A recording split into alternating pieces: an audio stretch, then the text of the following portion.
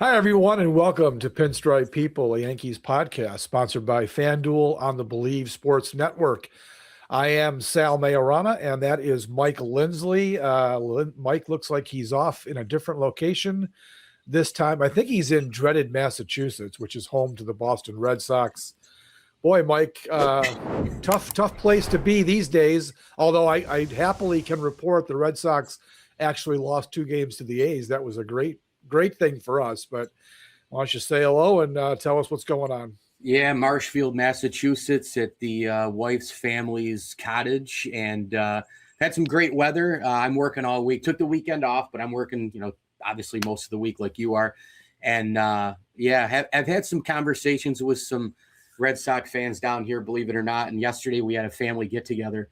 Last night, a little pizza and salad, and couple of Sox fans out there. I couldn't even get out of the house until the host yelled, "Let's go Patriots," and I quickly ended the get together and we just ran out. So You're in the land of evil over there, at least for me. My hatred of all things Boston sports teams is legendary.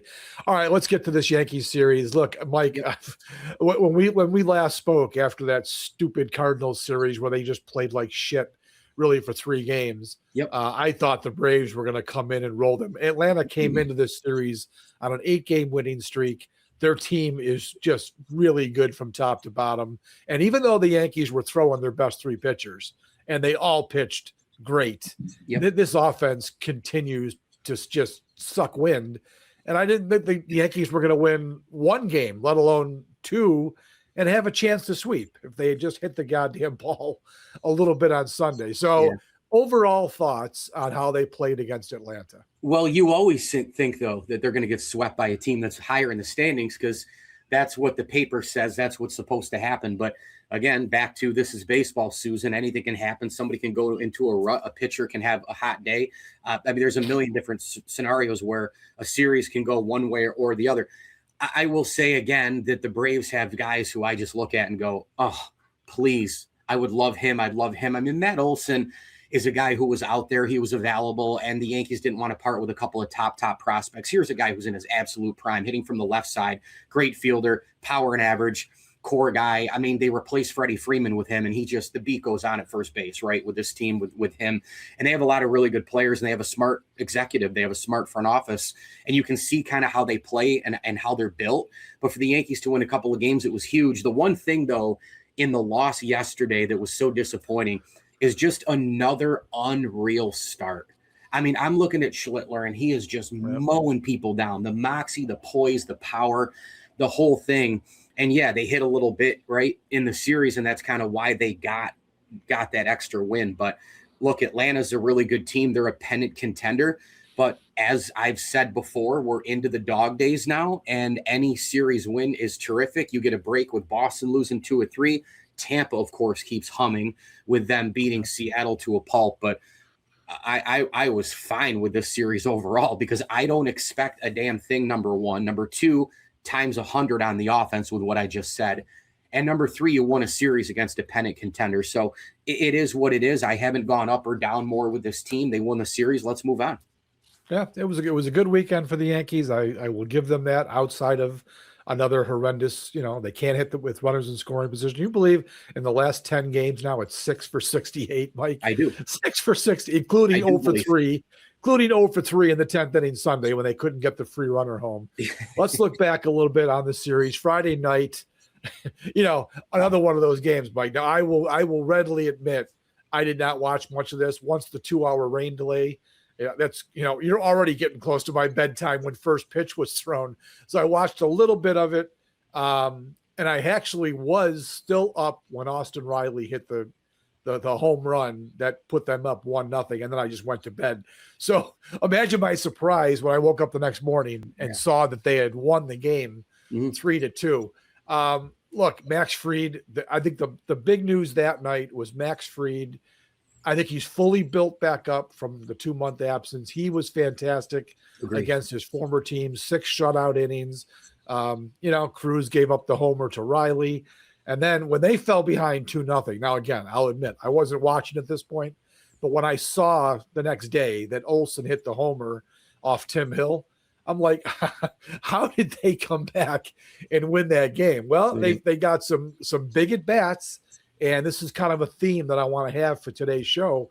It's these young kids that the Yankees are hoping to hell are going to be their future, right? I mean, we're not going to call them the core five. I call it the core five because I include Bernie Williams. He should be part of it. It shouldn't have been the core four just because it rhymed, right? It should be core five. I'm not going to call, Ben Rice, George Lombard, Spencer Jones, Cam Schlittler, that group of guys yet. But all weekend, it was their kids that drove it. And in that game Friday, Lombard got the little number, ends up on third because of the throwing error. Spencer, who was it? Ben Rice had the tying hit there in the ninth inning, which was, man, I mean, that was 2 feet away from being a, walk-off homer, but they get the run in to tie it. Austin Wells had the other RBI hit, which was stunning. And they end up winning the game in the 10th inning. That's a hell of a win. I mean, you have to put that up there, right? I mean, against giving the quality of competition, that's got to be one of their best wins of the year. It's the sixth time that they've won a game when they were trailing after 8 innings. So if nothing else, Mike, this team has showed a little bit of grit this year. They can't hit, but they show some grit. And that was a clear example Friday night. I hate the hyperbole, live in the moment stuff usually, but I actually do think it was the win of the year. And I'm glad that you brought that up because opponent, youngsters, drama, delay, and poor offense overall, right? The thing is with the young guys, when we see players come up with hype and expectation, either they're with the greatness that they've already shown at a young age or ridiculous over the moon elite expectations, right? The LeBrons, the Crosbys, those kind of guys, the Harpers, maybe not to that extent, but he was on the cover of SI at 16. Lombard doesn't have quite that, but he's a Yankee. So it's like, okay, he might not have that, but it rises because of the uniform he wears. And the first thing you want is the moment to go like this with those guys. You don't want the deer in headlights and, what do I do?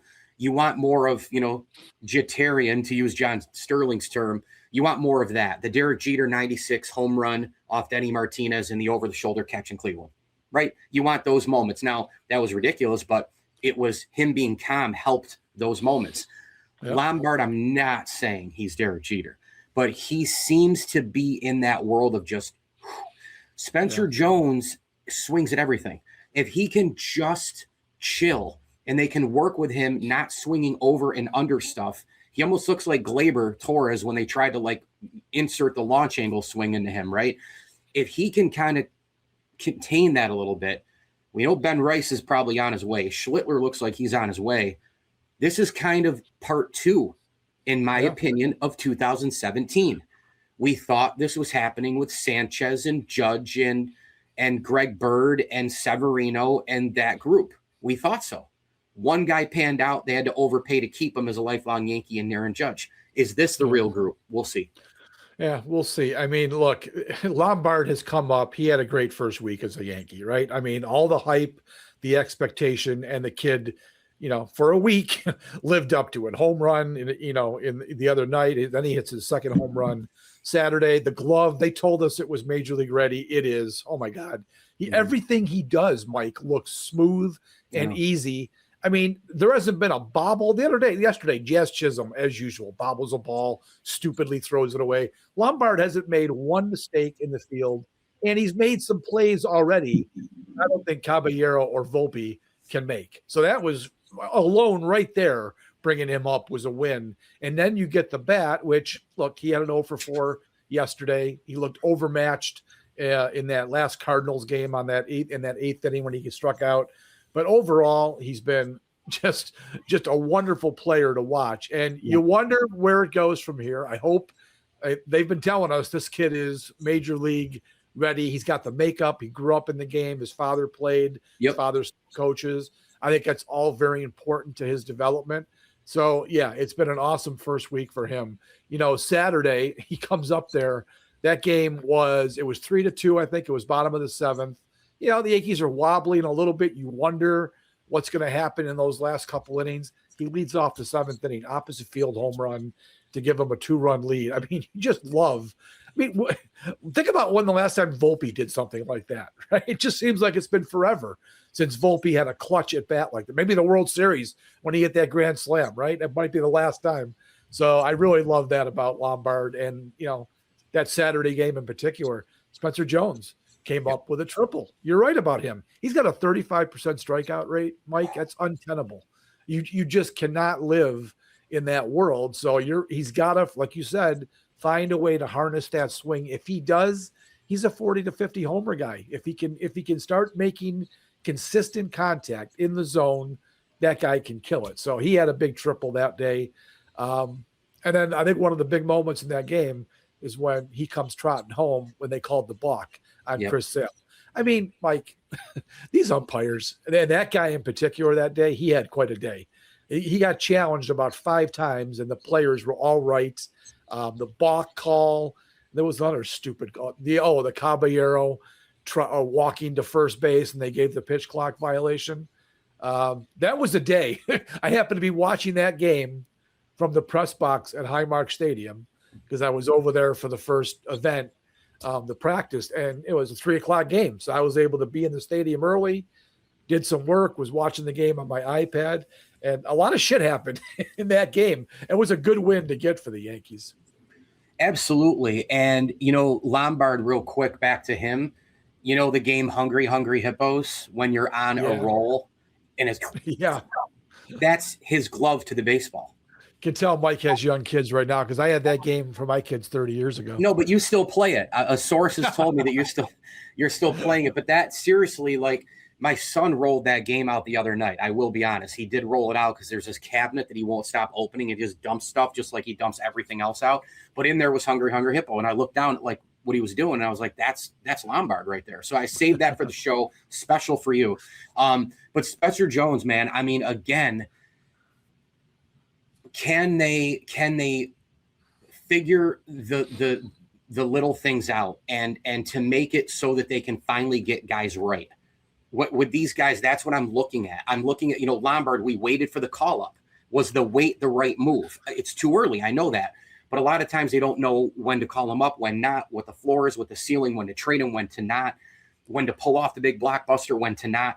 Is the waiting and what they're doing and working with these guys, is this going to finally pay off with a couple of guys? Because they need that the way this roster is.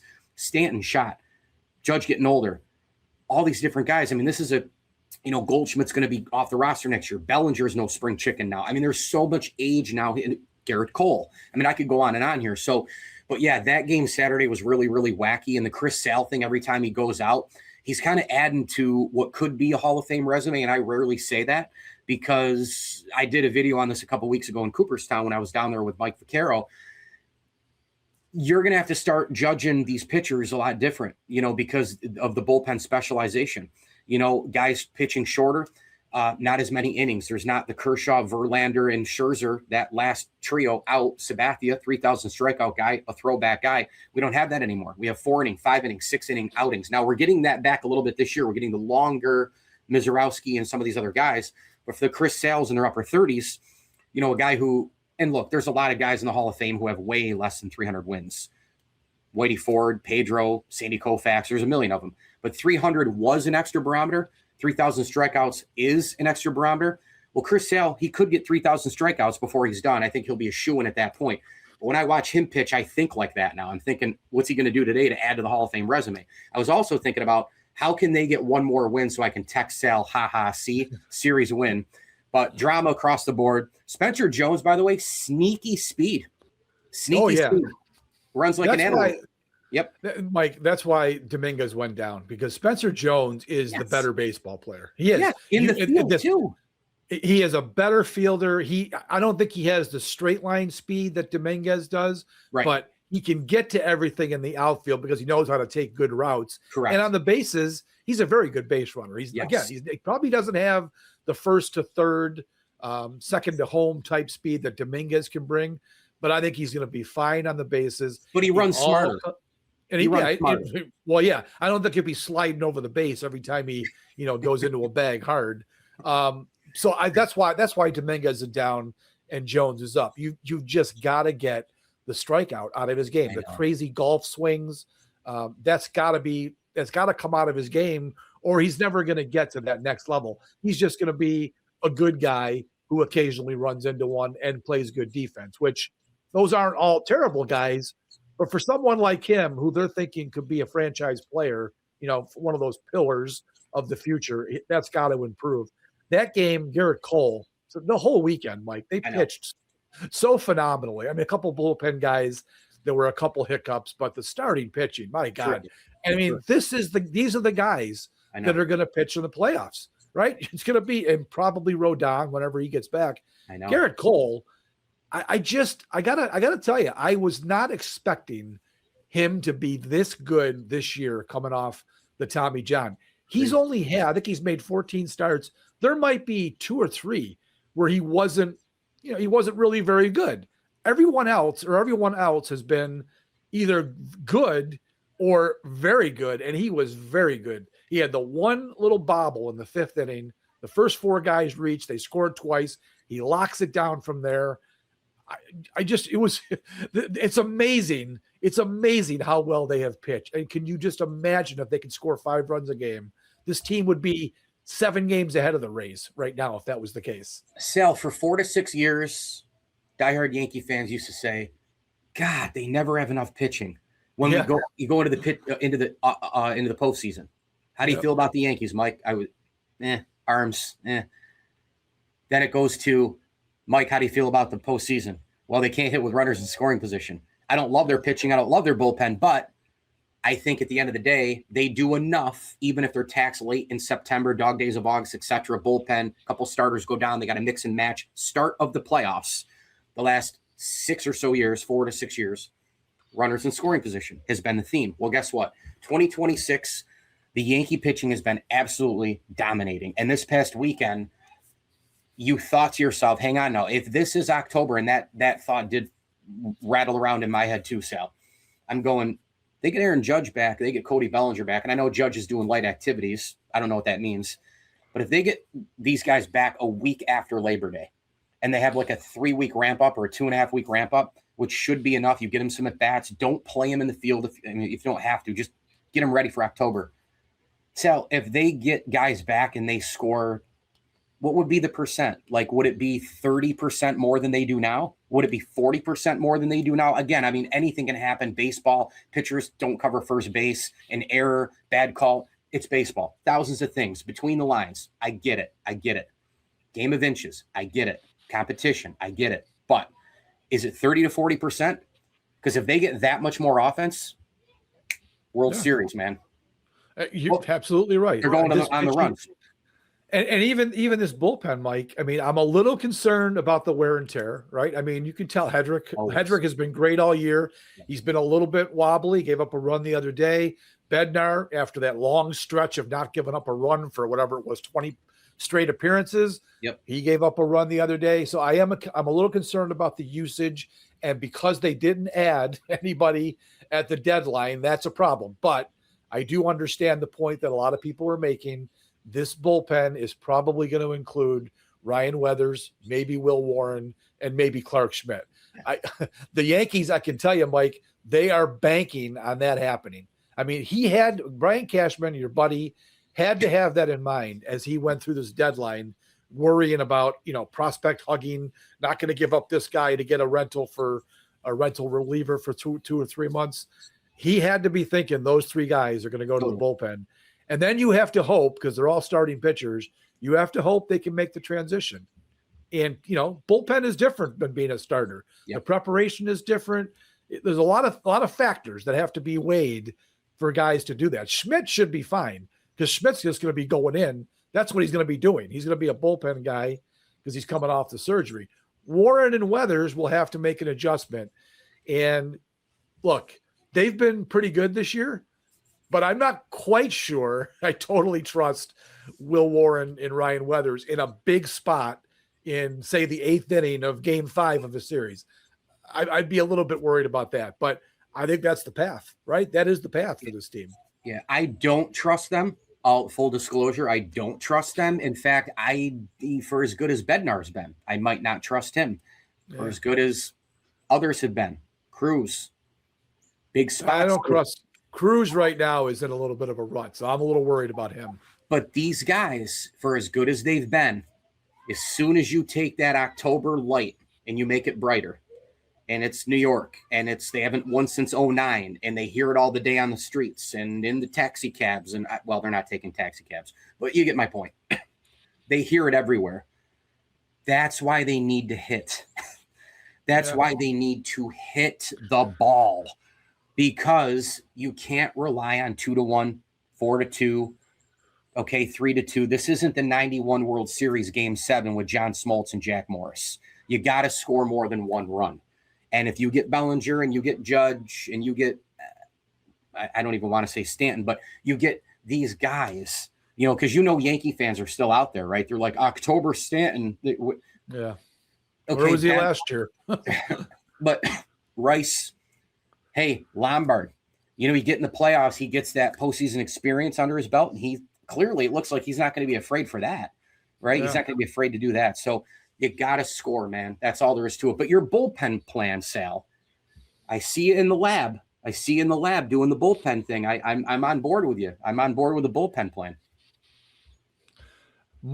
Sunday, classic example of this, Mike. That looked like a playoff game Sunday. 2-1, nail biter, great pitching on both sides. Yep. Yankees can't hit. I mean, the Braves weren't much better because, but I made this point on Twitter yesterday. The Braves weren't scoring runs because they're facing Cam Schlittler, who it was just absolutely dominant. And the bad news for the Braves is they caught Schlittler coming off a bad start, because he hasn't been bad very often, but when he is, that next start, watch out, right? He's been great when he's bounced back so well after a so-so start. Last time out, he had the 5 walks. He wasn't very good at all. He came out and just dominated them. So they weren't scoring because of him. Yep. Mike, it's Grant Holmes, for Christ's sakes. He looks like a heavy metal guitarist out there with the hair down to the shoulders.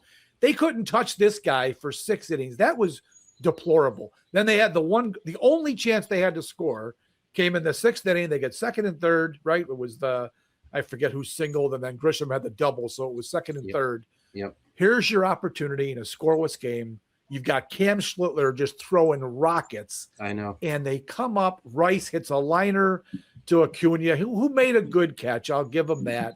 But so a little bit of bad break there. And then it was, who was it? Was it Ramos? It was, I'm looking at, Ramos, the big trade day acquisition, struck out, fitting right in. 2nd and 3rd, 1 out. They don't get the run in. And of course, the very next inning, it wasn't even a mistake by Schlittler. It was actually a good pitch. Olsen just crushed it for the homer.